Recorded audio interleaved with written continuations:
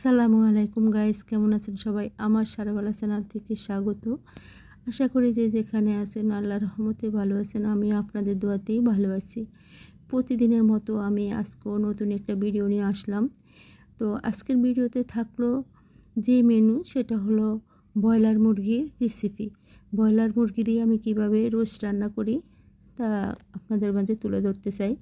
খুব সহজভাবে কম তেল কম জিরা দিয়ে আমি রোস্টটা তৈরি করতেছি। দেখুন, আমি অল্প একবার হালকা তেল দিয়েছি, তেলের ভিতরে ফ্রেশ তেল নেড়ে ছেড়ে নিলাম।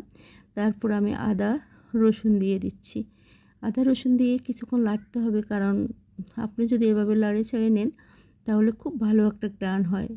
এটা অনেক ভালো লাগে, স্মল একটা গ্রান হয়। আপনারা সব তরকারি মাছ মাংস রান্না করতে এভাবে ভেজে নিয়ে রান্না করতে পারেন। এরপর আমি হালকা জিরার গুঁড়া দিয়ে দিলাম।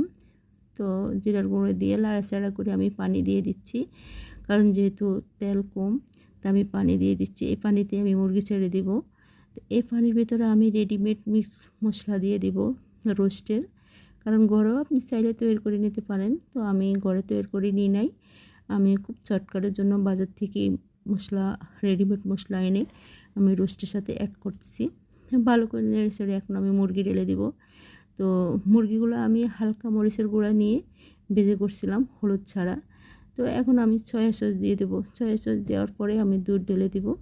দুধ দিয়ে এগুলো ভালো করে রোস্ট শুকনো পর্যন্ত আমি ভিডিওটা করতে পারি নাই, কারণ অনেক বড় হয়ে যাচ্ছে। শুকিয়ে নিয়ে নামিয়ে ফেলবো। ওকে, আল্লাহ হাফেজ।